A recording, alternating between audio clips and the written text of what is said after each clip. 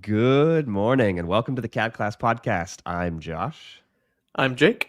and each week we talk about all things Fusion360, making, tinkering, 3D printing, projects, 3D etc., printing. anything we want to talk about. Yeah. And general ranting as well. Sometimes general ranting. Yeah, Jake rants, fewer Josh rants, but I'm hoping to actually increase the number of Josh rants. I think they need to go up. Josh, I need your rants. I need your passion. I need your fire. Yeah, I think they're going to go up a little bit. Morning, Aaron. Morning, Sam.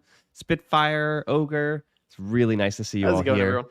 Yeah. Happy holidays, Merry Christmas, all the things. I hope you got whatever you wanted of the tree. Actually, was it Spitfire? I think it was Spitfire. We need to shout you out because I believe it was you who had our book under the tree. So that's awesome. So cool. Dude, so that's cool. rad. That's so strange. We wrote a thing, and that thing ended up under somebody's Christmas tree. That's like pretty wild. That's pretty wild. So strange. It's so funky, but it's kind of rad. Yeah. Hello, Rog. Hello, Valhalla. How's it going, everyone? Very enjoyable to say. Valhalla.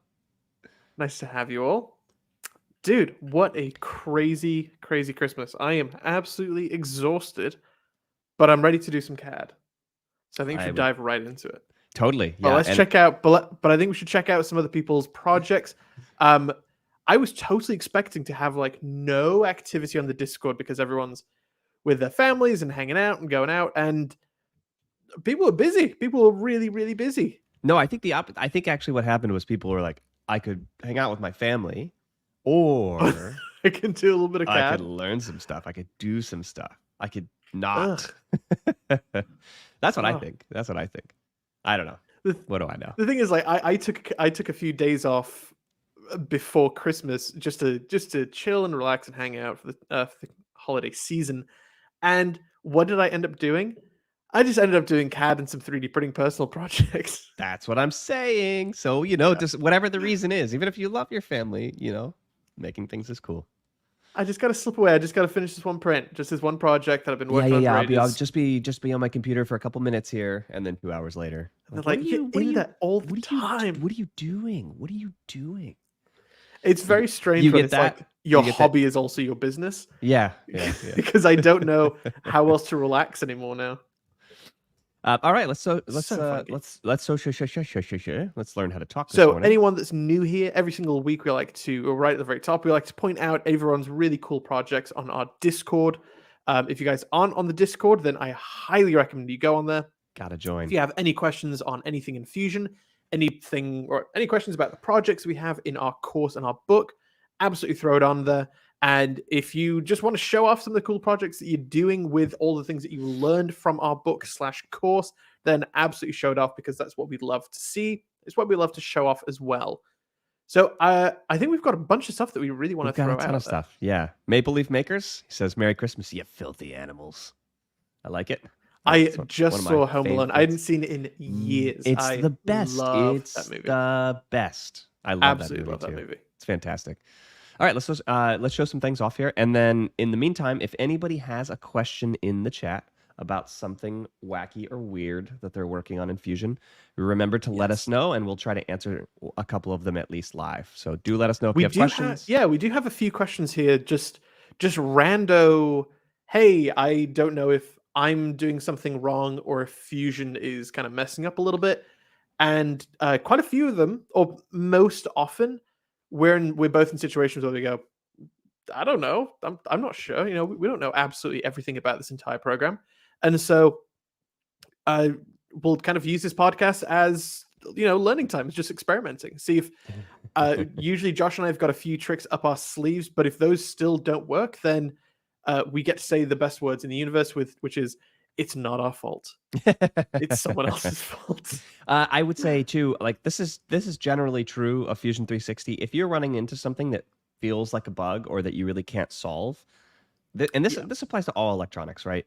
First thing you do is restart the program. Restart your computer and then restart the program. Program, computer, do it all. Try it again. Occasionally, there's just some bug that's introduced, and so that's what I find myself saying most often. It's just exit out of it, turn it off come and back on again. in. Yeah. First, exit the program, open it back up, and then if that doesn't work, restart your computer, open it back up, and if that doesn't work, it's probably user error. Yeah, it is a bit of a pain to uninstall Fusion 360 and then reinstall it back up. But if it's the fix to your problem, you may as well just do it. Just do it. Totally. All right, Yeah. so let's show some things off here. We do Let's have a get started. couple of questions ish trickling in. Rog says, I have what to me is super complicated. What is the best way to show you my issue? So Rog, I think if you are not yet on the Discord, the best is probably to take a photo. Take a photo or take a video of your screen. Yeah, or take a video That's cast of your screen. usually the most helpful thing. That's the best part about this. And if you can post that to either the general discussion or to wherever it applies, then we'll try to pull that up during this pod. Yeah. All right. So go ahead and start showing stuff off. And my heat is too high. So hang on one sec. I'll be right back. So first things first, Ogre56, we absolutely we cannot really stop talking about you because all the projects that you're doing are just kicking ass. They are so rad. So good. So thanks for Josie for the gyroid suggestion. Fairly sure I said the gyroid suggestion. Is that true? I could have sworn that I said, "Oh, gyroid would be rad." I would prefer to let's just pretend everything comes from our community. Let's lift them up, shall we? No, absolutely not. You want your cred? I want my cred, please. No. Fair enough. This is amazing. I love this. This is rad. Another computer case. I don't know if you just like making different shells or if you have that many computers going on, or maybe people in the chat are saying like, "Hey, can you make me one?" But this is rad. I love Joyroid. If you guys that weren't here last week, we were talking about making or using infill to make a really interesting pattern for this different walls on the project. What's a really cool thing about 3D printing is that if you want a print to be fairly strong and actually print really quickly, one of the best things you can do is just say have a normal amount of infill, but then remove the top and bottom layers. So you basically just have an outer perimeter of your walls, and then the infill is all that's really there. And it gives you this still fairly strong, not as strong, but still a fairly strong part. But it just looks really rad. So instead of making all of these really intricate designs in Fusion and then cutting them out and then 3D printing them, that's a pain. Just find an infill that looks most similar, that looks really cool, and then use that because it will save you a huge amount of time. This looks awesome. Absolutely love it. Love it. Can't wait to see more of these. Yep. Yeah. Then continuing on, we also have Joe Street. He has been working on this BattleBot for so long, and I am so stoked seeing the incrementally getting better and better and better. He's now working on decreasing the size of it. So he's got all of the, I think you guys have seen this so many times, all the different legs that are going on. So rad. I spent my Christmas break, and this is going to sound fairly nerdy, but it's what I do. Starting my research on building my own BattleBots. And so I literally went through every single Thingiverse and Printables model and hearted every single one. There was about 500 in total. And then I pulled up a separate spreadsheet and I'm starting to catalog how many wheels does it have? What type of weapon is it? What's the gram? What's the link to it? What type of battery does it have? What type of ESC does it have? Oh, this one has this type of motor. Where did they get it from? And I'm slowly but surely going off and cataloging every single one just to kind of see which one is best, which one is most successful. And I'm starting to kind of pull them together and saying, oh, this is what I want for my BattleBot. But what's something that I didn't realize, so if you guys that are kind of brand new to the world of BattleBots, just like boxing or wrestling, there's weight classes. So usually if you have a 3D printer and you're brand new to electronics, you should probably start out with the 150 gram because it's super lightweight. So a plastic 3D printable body is really all that you can get away with. Having a metal body, even though it's stronger, that weight class kind of limits you. I didn't realize it has to be 4 inches cubed or smaller. I'm like, oh my God, that's absolutely tiny. Tiny. And so I just can't wait to see what this looks like. So I very well may make 150 gram, but I'll probably end up going to the 1 pound version. I love what you just said because Jake and I, as some of you know, have been talking about what CAD class evolves into and what kinds of projects we want to do. And one of the ones that's been top of our mind has been teaching people how to go through the entire process to come up with a product and then source the parts and then Yes. actually make it at home from scratch. And so what I love about what you said is you made me realize that's a chapter in what we'll teach. It's research. And it's Yeah. this way that you go about your research where you said, well, let me just kind of blast through as much of the other stuff as I possibly can that's already in the category using the tools at my hmm disposal. I think it's just so valuable. So I love that.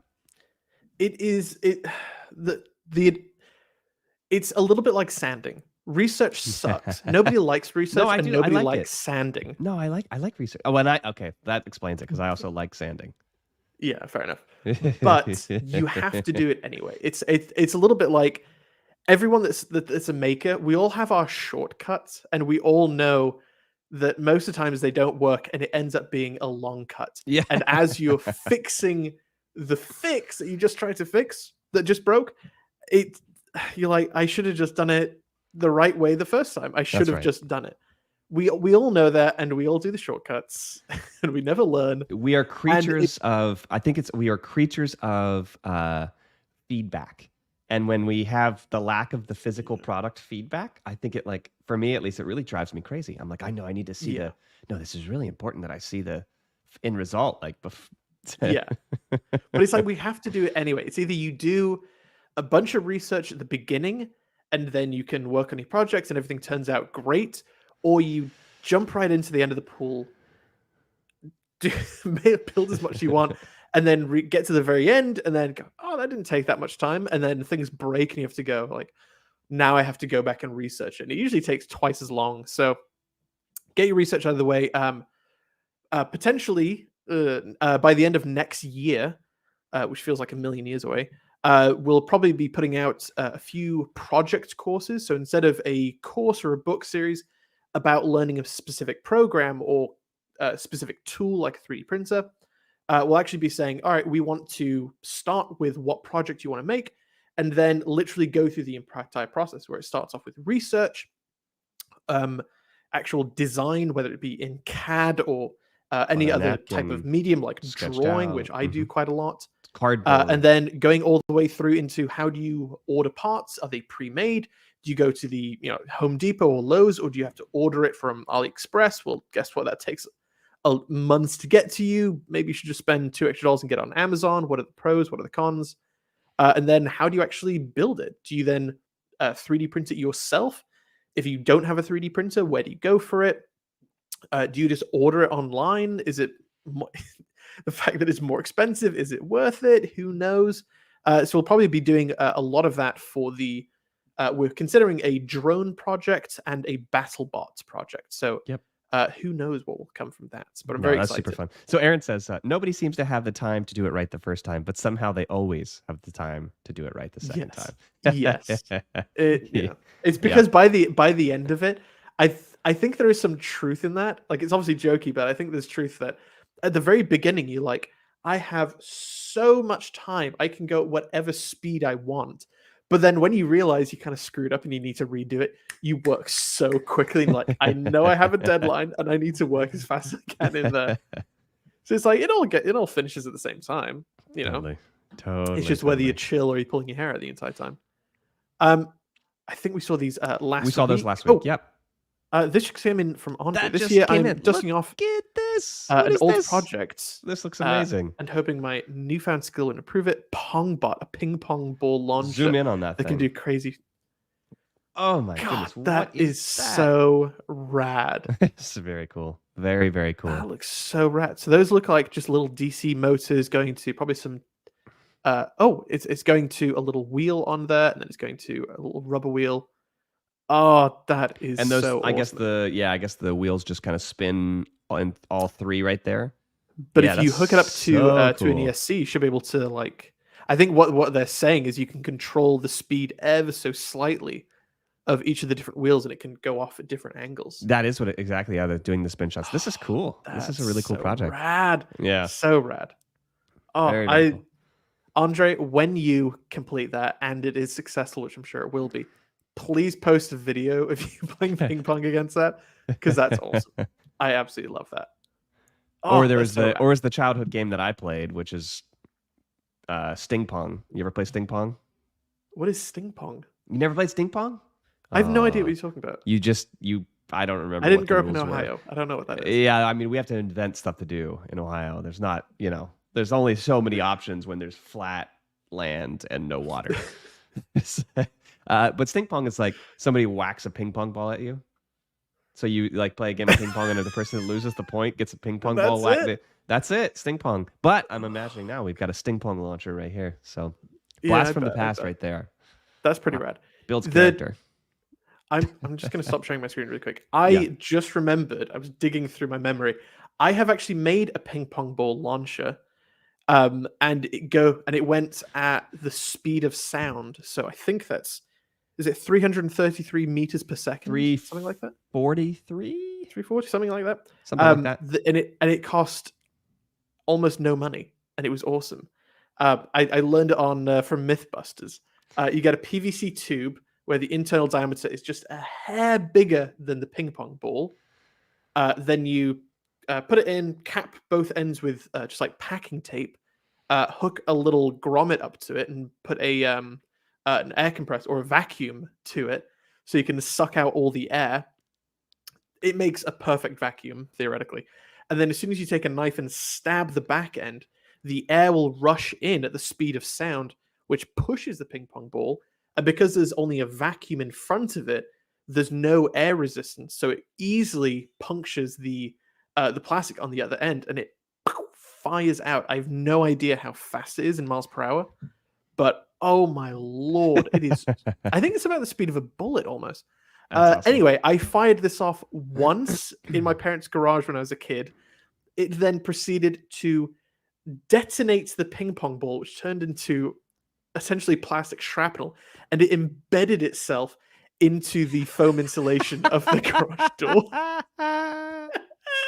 That's amazing. And then I had to replace the insulation. That's so good. If you guys want to make that, I highly recommend it. I think I picked up like a little vacuum compressor for like $50 from Harbor Freight. Yeah, that was phenomenal. I loved making that. Oh god, that was so amazing. Fun. I actually want to make that again. So Maple Leaf Makers has said it'll be on our YouTube channel. So Andre, I always forget whose name is who. So Andre in the Discord is Maple Leaf Makers. Gotcha. Okay. But yeah, he says it's going to be on their channel. So yeah, do share that with our community, Maple Leaf. Yeah, Andre. We totally want to see that. Yeah. Put a link in the Discord somewhere for us to see it when that's up. Mm-hmm. I would love to see that. That is exactly the kind of thing that I want to put in addition to the book. Totally. We need to be like firing more stuff off and yes, like launching and fighting and like, doing all the things that sound like a lot is of fun. Absolutely going somewhere in the book. I don't know where it's going to go, but that's absolutely going in there. Good morning, David. Good morning, Cadence. Nice to have you both. You have to be careful with, Cadence says you have to be careful with the old ping pong balls. They would spontaneously combust. Yeah, that's right. Yeah, because a lot of them, they aren't filled with air. Some of the really expensive ones are filled with nitrogen because they compress more consistently than atmospheric air. But some of them were some of the cheapy ones, they were filled with a butane and air mixture because it was just cheaper than nitrogen. And so if you lit them, sometimes they would just go poof and they would burn, and some of them would go boom.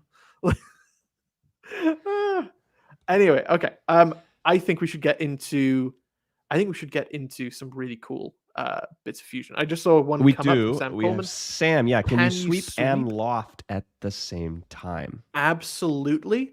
But it isn't called sweeping, it's called rail. So that's exactly so his next thing share was my screen. Of loft on rails. Yeah, loft on a rails. Yeah, so I'm going to do a little example.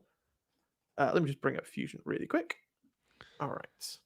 So I'm working on my own projects, hence having this thing up. We'll talk about that in a sec. Anyway, so let's say that I want to... I would like to loft a hexagon to a circle, but I also would like to sweep it along a 90-degree arc. So we're actually going to do something fairly similar to the Mobius strip, where we actually make multiple sketches. So the first things first, I'm going to make a sketch on the front plane. I'm just going to make a very simple arc, make this a quarter circle.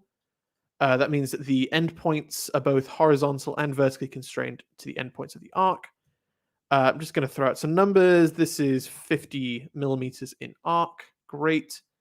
Then I can make 2 more sketches of the essentially the 2 profiles that I would like to arc between, or loft between, excuse me. So I'm going to go into polygon, circumscribed polygon, click on the origin. We'll say this is, I don't know, 10 millimeters. That works for me. 20. Never mind. There we go. Horizontal. Great. And then I do need to make another circle at this point. So I can go into construct, offset plane, show you guys a little trick. I know it is 50 millimeters from this point to that point. But if I chose something random and I actually didn't know how far it was, you can always change the extent from distance to object. And then the object we want is that point, and boom, there you go. It already knows that it's 50 millimeters. Great. So I can just make a sketch on that face. I actually want that point as an information. I need the center of my circle to be on that point. It's very important. So I can just click P for project, select that endpoint, click OK. Great. Now that point is on my plane. I can make a circle. We'll say this is 20 millimeters as well. It's already defined. Great. So now I've got my 2 profiles and then my rail. So I'm going to go into, loft. I can say that the profiles that I want are these 2 profiles right there. It's going to join it with the shortest distance possible, but I would like my rail to be this arc. But if you can see the guide type, it's actually showing the lines on the outside of a cube instead of the center line. So I'm going to click center line and then click my arc, and there we go. I can click OK, and this is now showing me a hexagon that then conforms into a perfect circle. And if I wanted to, that first sketch, I can actually delete this dimension and I can change it around as much as possible. Oh, I actually what I want to do is delete some of these constraints so it still holds that 50 millimeters distance, and it still holds that 50 millimeters there. Oops, why is that changing around? There we go. So now I can actually change around the radius if I wanted to, which is going to be messing things up quite a lot. But the idea is that if you set this to be any different values that you want, hopefully I can still change that. Yeah, you can actually manipulate the shape of the loft because that first sketch is still technically undefined. Showing defined there, but it actually isn't. If I expand this sketch, I can actually move this around and it will recalculate that loft, which is kind of really funky. It is technically defined, but technically not. But yeah, that's how you do it. Technically defined, but technically not. I'm not sure I follow. It's technically good, but technically bad. It is defined, but I can still move it, which means it's undefined. But it's showing that it is defined. Yeah. Sam anyway, says, brilliant. Thank you. Awesome. There you go. We actually had a really good question from the Discord last week. I'll start up a new page, which absolutely falls into the category of Josh and I don't know, so we may as well experiment. I can't remember who it was, but they were saying I wanted to make a polygon. It was Nick, one of our early beta testers. Oh, Nicole, yes. Yep. So he wanted to make a polygon and essentially set the radius as parametrically driven and the number of sides of that polygon as parametrically driven. So that means I need to open up my parameters or my functions. I can make a brand new one. We'll say the radius 50 millimeters. Great. And then the number of sides, this is where we'd say, we'd call it sides. Let's say I want to make it a hexagon, so 6. But my units, I actually want to set this to no units. And what he was saying was that changing the radius worked just fine, but changing the number of sides parametrically actually wasn't working. So I wanted to test that. So let's go into circumscribe circle. There we go. The radius, that value is highlighted, so I can just type R for radius. That's already in there. Great. And then tab for the next one. S for sides. There you go. And that seems to work. But then if I go back into my parameters and I change this value to 25, should automatically update. Perfect. That still works. But this value, this is where it said it didn't work. So if I change to 4, yeah, that is now no longer working. Now I'm fairly sure that this is just a part of the program that you can't change that. It's not a parametrically driven amount. So you can set the no units to a quantity. So if you're making a circular pattern, like how many teeth are on a gear, then you can absolutely make that parametrically driven. But I think the sides of the sides of a polygon, that's something that you can't do. So I'm actually going to do something a little bit different. I am going to say that it is millimeters instead of a non-units. But when I type it in, I'm going to say the number of sides divided by 1 millimeters. So the outcome is essentially unitless. I hope it works, or else my answer is just, I don't know. All right, so we'll make this the radius, great, and then number of sides, great. But I'm going to say sides divided by 1 millimeters. And there we go. That is now parametrically driven. So if I change that to 6, no, it totally doesn't update. All right. So that means that it is absolutely a bug in the program, that it needs to be fixed, or maybe I have a feeling there's some logic that's making it not actually work. What do you think, Josh? I have a feeling you're right. I don't know enough about how they write the code for these programs to know, but I have a feeling you're right. I just don't know why. Yeah, I think it's just there's something logically doesn't work, even though it feels like it should. So who knows? So yeah, all learning together. What else? Do we have some more questions in the chat? We're going, just out of curiosity, why would you have the z-axis going vertically? So we have that z-axis problem where people come into Fusion early on, and sometimes we had somebody ask it really quickly, but I don't think we need to discuss it here. You can just change it in your preferences. So are they saying why would you have the z pointing upwards? Just out of curiosity, why would you have the z-axis going vertically? I don't know if that's what they mean. So the z-axis going vertically is the more correct thing to do. So weirdly enough, and this is a slight tangent, in the world of mathematics and the world of engineering, neither of them can decide which axis is vertical. If you ask an engineer, they'll usually say z is vertical. If you ask a mathematician, some of them will say that y-axis is vertical. If you ask a trigonometry, some people will say the x-axis should be vertical.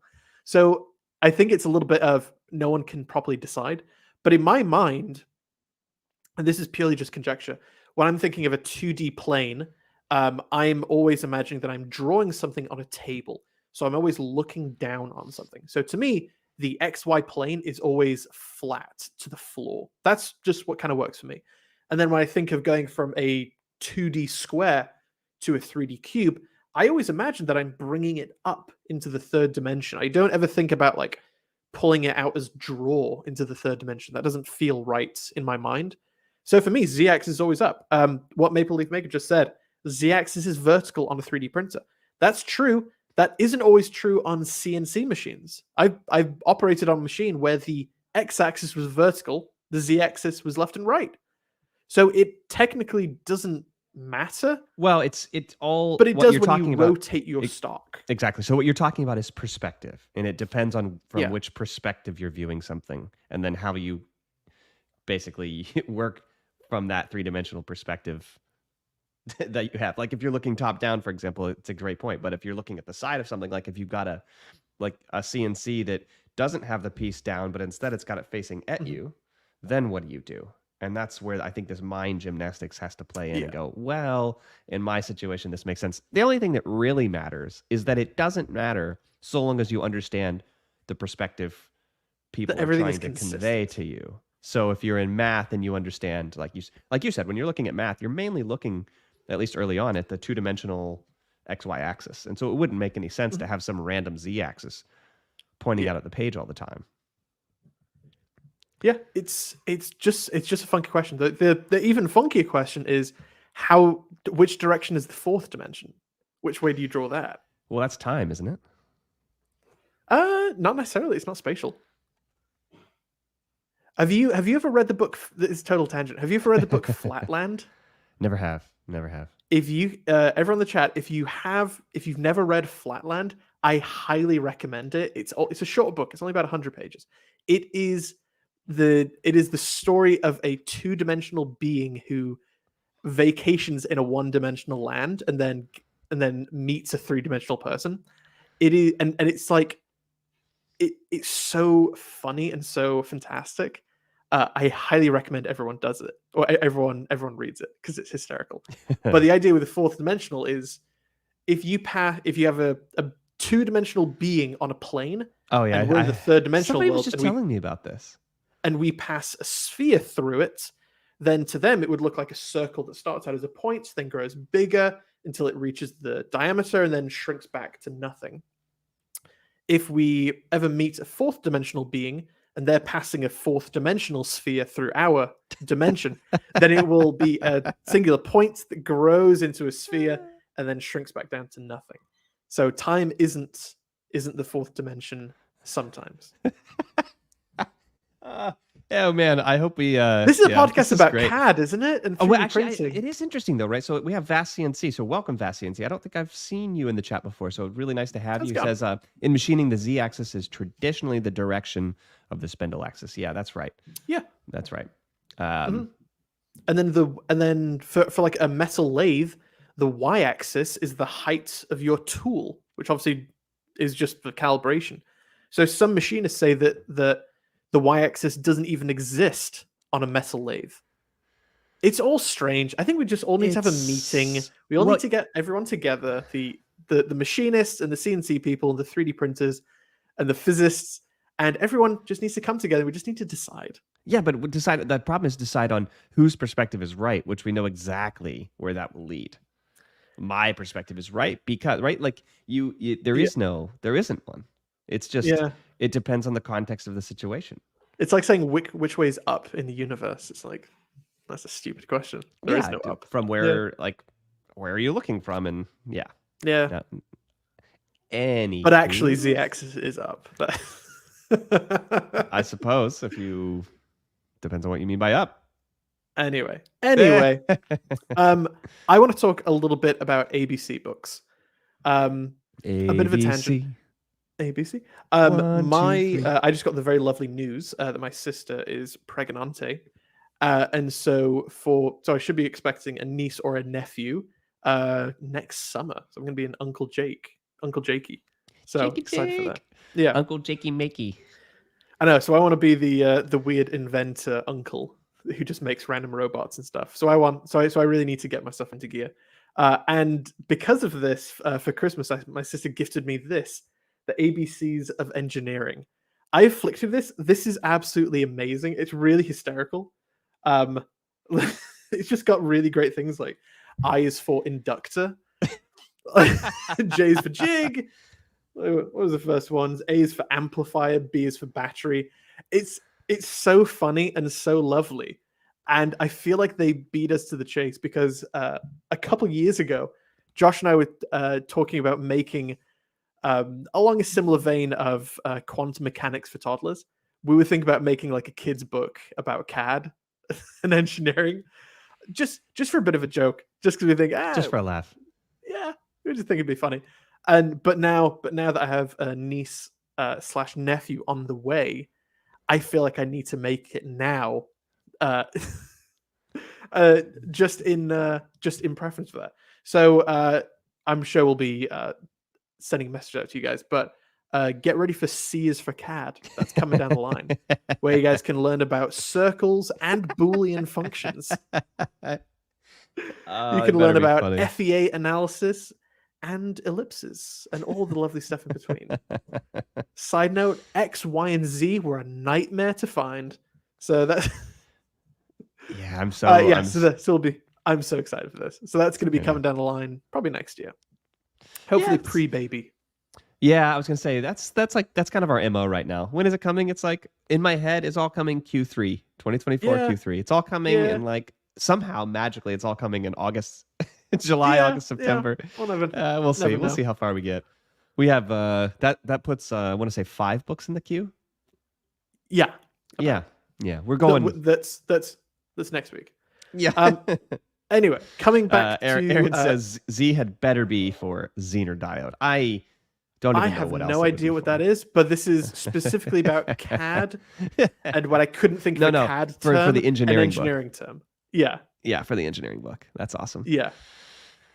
Oh my god, I could have just done Ah, x-axis, y-axis, and z-axis. I think But we I've already just. written it. Well, it's Oh, okay. Now you're gonna God. have to rewrite it. It's gonna have that. It's gonna have to have x-axis, Damn, y-axis, and z-axis. It damn. has to. That's so critical. I have to throw away Young's modulus now. Damn it. Anyway. Oh, so good. Oh, where Anyway. were we? Well, I think we All we right. have another question in here. I think a little earlier. Um, In the yeah, meantime. Valhalla la la la la la la la la. Oh, lovely. Alex, go ahead and say I that. saw on the Say web that name, models with a Jake. skin Do it. Say that name. Do it. Valhalla la la la. Yeah. Perfect. I saw on the web. Oh, sorry. I Can didn't mean you to bring take it back that up? down. Yeah. I saw on the web models with skin that looks like crochet. Is there an easy way to design this and apply a tiny skin sample to an entire model? Not in Fusion. So Fusion doesn't do textures. I want them to, but it's just a different type of program. I would recommend that you design the part in Fusion and then bring it into a separate program that can deal with skin textures. Things like Blender work really well. I think I saw. I don't know if I read this right. I think they're getting rid of Blender. Who? I think I saw the people that What? make it. I think I saw a really No. sad, a really, because they're a free service, and I could have sworn I saw someone say like, oh, they have millions of users, but they only have 5,000 uh, users that donate. I'm like, oh my god, that's really sad. So Okay. I hope they don't disappear. Blender would be the tool for that, but I don't know any alternatives. So Can if anybody in the any of you, chat? I'm curious. Yeah. Does anybody in the chat yeah, know anything? Where did you read that, Jake? I just saw it on Reddit. I'd like to address. I want to talk about something just very briefly. This is. I don't know if this is a rant so much as it is. It's a topic Josh that's come rant. up quite a bit recently, and Hmm. there's especially in the 3D printing world, there are people who are kind of gung ho about open source, and then there's what I would argue is kind of like the business community. And in some ways, Hmm. I would say we're open source in the sense that you can get our book for free. Open source, it's not quite Yeah. the same idea, right? But similar. But Maple Leaf Maker says open source can't die. So this is like a topic that people get into, right? I totally agree with you. Open source can't die. I think one of the issues I have though with open source is people who start out building an open source project and they're not doing it for profit, only to realize at some point they should probably turn it into a profit making endeavor at least a little bit so that they can Hmm. support themselves. That transition is really, really difficult because Yeah. you've kind of built out your community in this way. Like it does happen, it does work sometimes, but if you want to build Hmm. a big complex software and you want people to maintain it over some long period of time, it is very difficult. So in the open source And you community, also don't want to bombard the website with ads to pay for it. Which, yeah, yeah, ads fair enough. or whatever else happens to be the Hmm. thing that would pay the bills. And so, but I think where a lot of people go wrong is they start out open source, they get a big community of folks, they want to continue working on it, they're super passionate about it, but it was never intended to make money. And at some point, they either burn out or they try to pass it off to the community, and there's this handoff problem that gets really really tricky. Yeah. And so it's like open source needs to exist, but people need to figure out whether or not they always want to be open source or if they want to run this thing as a business. And Yeah. Yeah. that's where I think a lot of the problem lies. It's like that transition point. So I hope you're not right about Blender. That would be a real Hmm. travesty. Leave a It's a similar comment in thing here. to. Mhm. So, sorry, go on. No, I was just to say, leave a comment if you know something about Blender that we don't leave a comment. I'm trying to search for it now too. I haven't seen anything, but go Yeah, ahead, Jake. it's a similar argument to things like Wikipedia. I love Wikipedia and I love what they stand for. They're all about giving as much information to free, the information of humanity out for free, which is it's beautiful. And they just ask for a couple donations every once in a while. I Good lord, if can you imagine like 20 years ago if it was just like, hey, in your pocket you can have the information to everything you can possibly I think of. It's like that's an unbelievable amount of power. The fact they don't charge for it is quite beautiful actually.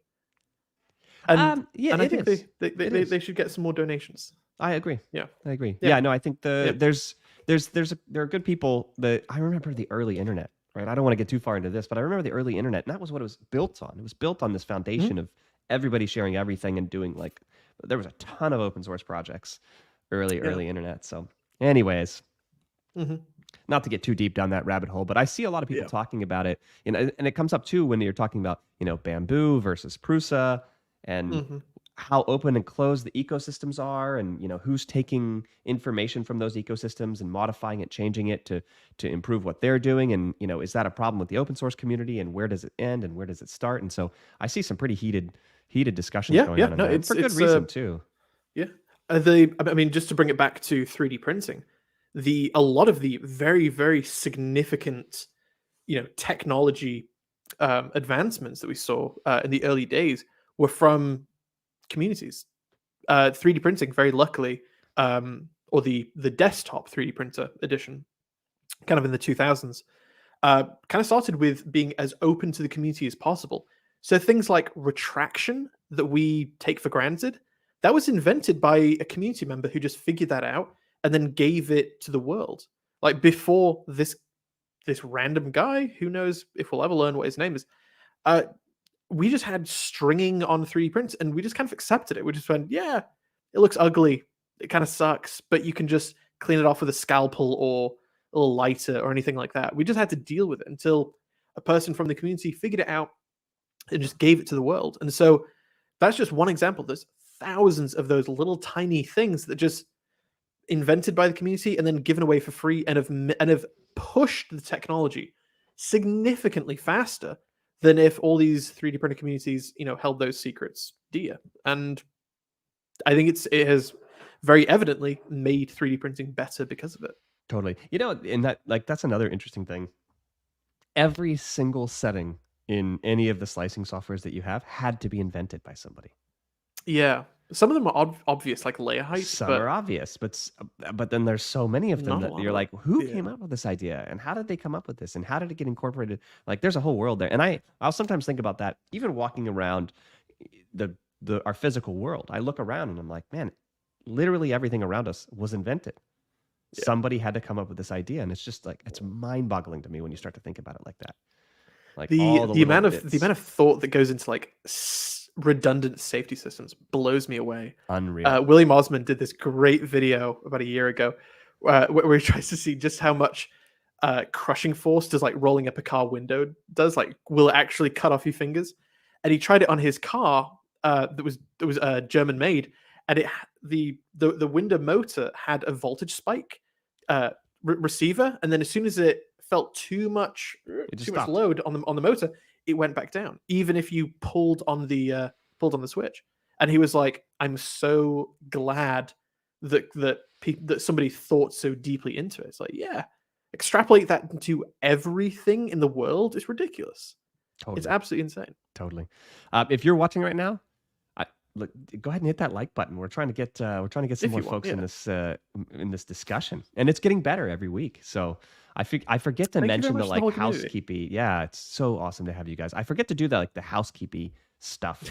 The other thing that Jake and I are trying to do is we're trying to give away even more books. So make sure that you're pointing people to our website, cadclass.org/pages/book, or you can just click book on the homepage at cadclass.org. But do share this with your communities and your people. Like we the more that we can get this out, the better. I think the more it'll allow us to continue iterating on what we're doing and get better and better over time. So Mhm. we're definitely looking at 2024 and saying, how can we give away a ton of books? How And can we make by it the more way, accessible to as many people as possible? for all of you who have the physical copy of the book, make sure you also grab a free copy or a donation-based copy of the ebook, whatever you prefer, because we update that. And we're going to be diving Mhm. into that probably again in January or February, and it will probably have the newest projects before we even launch them in our Yes. book, our physical book. Who knows? Who knows? So occasionally go back onto that, and we're going to do some version control stuff as well, so you'll know what version of it you actually have. But occasionally go back into that Google Drive and grab yourself the latest copy, just to make sure it's up to date. Definitely. I want to flick back to 3D printing and CAD, considering this is a CADclass podcast. I have been working on a project for a few days here and there. Totally minor things to most people, but it's really important to me. So I really love when I buy a product and I try and think of as many accessories that I can put on it as humanly possible, and just make it as much mine as I possibly can. I even hate like holders that they already give you. Like if when you buy a thing of wrenches, I'm like, no, I don't like it. I'm gonna make my own wrench holder for my toolbox. Things like that. So not too long ago, we bought this little dolly tracking time lapse slider for our cameras that we've used on some of our 3D printing time lapses that just look so rad. Because I think we've all seen the 3D printing time lapses and they just don't look tremendously interesting when the camera's just kind of static. But if you can actually orbit around, around your print, that just looks so much cooler. So we picked up one of these sliders. Um, just has some quarter 20 tripods underneath. You can mount it to. The problem is that raising it up or down is a nightmare because they're both like vertically screwed in. So you have to go back and forth, raising it just a little bit at a time because there's no kind of, it doesn't allow for a tilting action, which is kind of funky. And so for the past couple days on vacation, because this is what I do with my free time, I was making a double axis spring loaded turning mechanism that I can mount into my tripod and then pass a quarter 20 screw into the underside of it. So if I want to tilt it sideways a little bit, then this can actually camber outwards and it can support that. If I want to twist it so it's actually coming front way at an angle, then I can twist this bottom thing as well. And I dream about mechanisms. I don't know if that's just a me thing, but when I'm like totally obsessed on a project, I will often dream about how I can make it better and different solutions. And that's when I know I'm like, the final product is going to be rad. and so I just want to kind of go through the whole process, or the design process and the iterative process of just one mechanism. And that's this kind of radial toothed mechanism where it's got a bolt with a spring going through it. You can actually see the exposed one right there. And then as the teeth separate and then slide onto the next ones, what was the original one, and then how did I kind of get into it? How did I design it?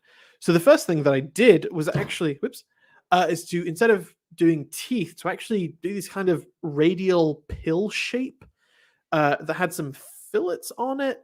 And then same thing on the other side. I was like, oh yeah, they'll just fit into place. That I don't care that they're not fully seated. What I realized is that they don't actually, the teeth don't fall into the gaps very easily. So even though it looks cool, it actually didn't work all that well. So I had to make another version of it. And I was like, how do you make radial teeth that are like zigzag? I'm like, how the hell do you do that? And I was like, oh, you have to project, cut, but also around a curve. So I figured it out. I don't know if anyone will use this mechanism. I'll probably make a YouTube short about it. But I just wanted to show off how I did it, essentially. Just because it's kind of rad. And it's a really cool mechanism. This I've been playing with all week long. It is so much fun to play with. So if anyone wants to do that, go for it. Okay, let me open up Fusion. So this is my original design where it had these kind of strange radial pill shapes. A little bit of interference, but I don't care. Then the next one had these kind of teeth that interlocked with each other, both vertical and horizontal, I suppose. So I just wanted to go through the whole process of making this teeth. So I started off with this is our little tripod base, and then adding on some fillets to it, a little round section. So I knew I had to start off with this kind of raised cylinder shape, because that is what the teeth are going to be originally starting at. Then I can cut away the teeth. So Josh and I we both started off making as woodworkers. And so our initial gut reaction is to think subtractively. So we'll start out with this big mass of material, and then they will cut away material.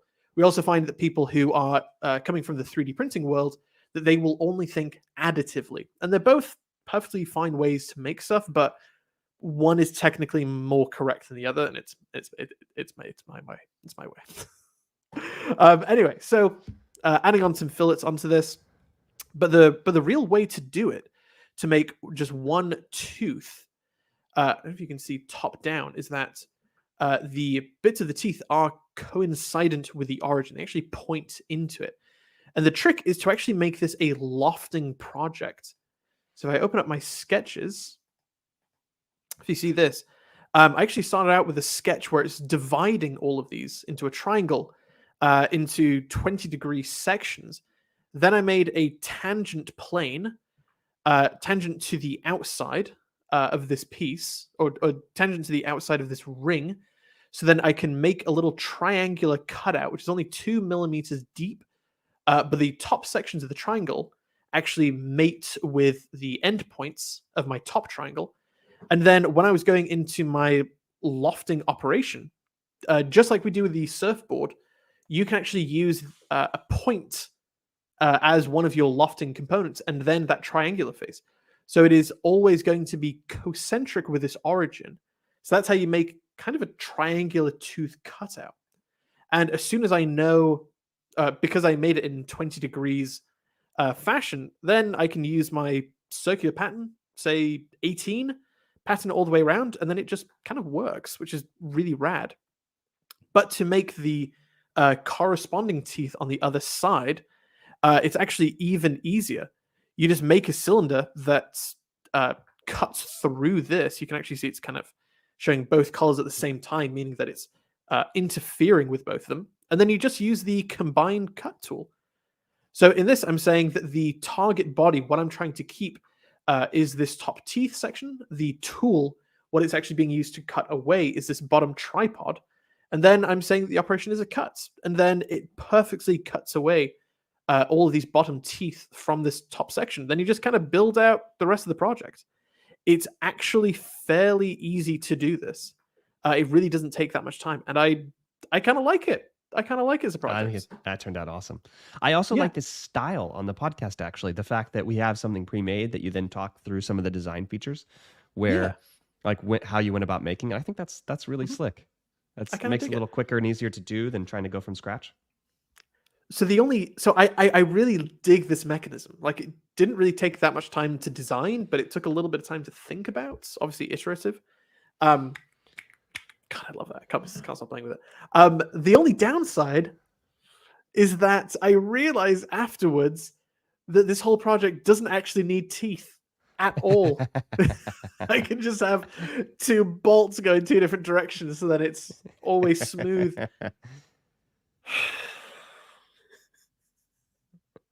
That's the game. Whatever. That's the game. Whatever. That's the game. I did learn something from this, though. At the very bottom, I actually learned that this bolt actually does have to go through a threaded section on the bottom, but then to hold that looseness or tightness of rotation, you then just make a cutout on the bottom where you can put a washer and a bolt. So it's technically, instead of 2 nuts that are holding together, it's a threaded section in the print, and then a bolt holding it on. That's cool. So yeah. So technically I did learn something from it, even though it didn't work. But yeah, super stoked with that design. Really love it. That's amazing. That's amazing. I love that. Thank you very much. Yeah. I'm not sure we got through. Are there anything else on Discord we wanted to mention? Yeah, no, there's actually a couple things that I did want to show off as well. So we go back to Discord. Yeah. Shout out to James, by the way, making some good progress. I see the Bolt project, the geocache hide, bunch of stuff coming Yeah, from we had a James. bunch of people that were working on the And plastic Spitfire. building brick that, for legal reasons, is not Lego. Same problem that we have all the time with people where they go, the text is not allowing me to pattern. It's like, yeah, don't worry, we're fixing that on the next one. Shout out to Spitfire. I know you're here in the, or you were at least here a couple minutes ago, but shout out to Spitfire as well. He was stuck on the filament guide, and then ended up watching a previous episode of the podcast and solving that problem. Yeah. The filament guide has been a funky one for us. Just so you all know, we're Mhm. gonna remove that project. I think that's We're getting correct, rid of Jake. it. Yeah, it's kind of boring. It We're doesn't changing it work with a perfectly. much, It's much more interesting project. Let's do some fun stuff. Yeah, exactly. Yeah. Back in the challenges, nameplate, porn, love it. For the geocache, Moses. Dude, this is awesome. That's so cool. Kind of combining a hook and loop shape with a geocache hide in the middle. That's rad. That is so rad. That is so awesome. That reminds me of the old, remember the mushroom one? That's right up there among my favorites. The person who hid their geocache hide in a mushroom. We get a lot of creative. So creative with this. I love that. I think that's the reason I love the geocache hide so much, is the creativity. Yeah. Mm-hmm. I haven't done geocaching in a little while. I need to get back into it. I do want to point out this Moses guy. He said that challenge enraged me using the sweep and the helical gear. This is a tricky project to make the helical gear. It's not easy. Yeah. But his solution that he went through is completely different to how anybody else did it, and it works. It works, and it's a little bit of a design philosophy that I just want to point out, especially with CAD, most often with manufacturing, is that there is usually always multiple ways to get to the end product. It's very rare that there's only one way to make an object. Something that my calculus teacher told me in high school is that in Russia, sometimes when they're learning math in school, they'll have an incredibly small number of problems that they have to solve. But the question is, how many different ways can you solve the same question? Not here's 20 things to go through. So there's usually always multiple ways to go through. This is just one of them. It's a tricky way to do it, but he did it, you know? I actually love this idea. I think we should incorporate into some of the challenges in the future that exact challenge, which is how many different ways can you make this simple object? Yeah. That's a really cool exercise. I like that a lot. I want to point out something. Did you see this comment from Midnight Maker? Where is it? It was on Christmas. I'm just going to read it. So I'm not sure if you can see it there, but that's fine. I'll just read it. I'm on page 32 and saw the Saturn V rocket. I just wanted to share that in 1987, I was in college taking my first drafting class for mechanical engineering degree.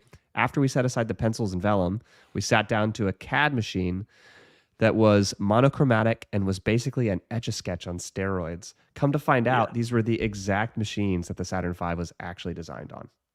That's awesome. That's so rad. That is a really cool fact. That's so full circle. Now I want to go look up those machines, and maybe we'll show those next time. But now I want to see what those actually look like. I feel like the description is amazing. Etch-a-Sketch is such an amazing toy. Yeah. Such an amazing toy. So that's such a solid description. Mm-hmm. I love that. Smarter Every Day did a whole discussion where he went through the NASA museum in Houston and like talked with one of the original designers of those computers.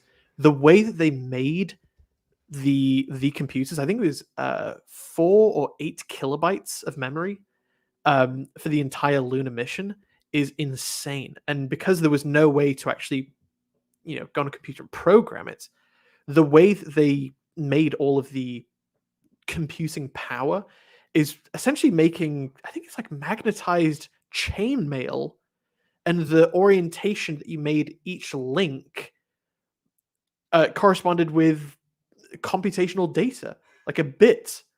It's like, oh my god. Like, obviously that's an insane thing to do, but to know that was the only or the best way to do it, that's insane. Like, that is so insane. I agree. Yeah. Absolutely amazing. Yeah, I love that kind of stuff. Well, I think really quick, I did see on 3D printing discussions, Ghost Pepper, Anomaly, this odd vertical line, PLA, first time I've had something show up like this. So this looks like a Z-seam. So you can see on this bottom section, it's actually bulging. Z-seam is something that you cannot fully get rid of. You can only hide it a little bit. So you can see it's actually pulling down there. That looks pretty good. What I'm imagining on this vertical section is that when it's starting on the next layer, it's actually, or it doesn't have enough material. It's pausing. So I think he may be retracting before, or retracting on every level, which is something you actually want to turn off. Then you won't have these voids on here. It also could be that he has, or they have outer wall before inner wall. If you have any ugly Z-seams going on, change that setting. Make sure you're doing the inner wall first and then the outer wall. It means it's already primed with material by the time it's doing the outer layer, so it looks as good as possible. Hope that helped. Was there anything else on the Discord that we missed? There's some stuff, but we're at the hour mark, so you're gonna right. have to check it out for yourself if you haven't seen it. Well, then let's get out of here. That's stuff it. to do. Yeah. All right, guys. Well, thank you ever so much for coming here. The CADclass Podcast. Again, I'm Josh. I'm Jake. And it is so good to hang out with you each week. We'll see you next time. We'll see you next week. Adios, guys. Peace.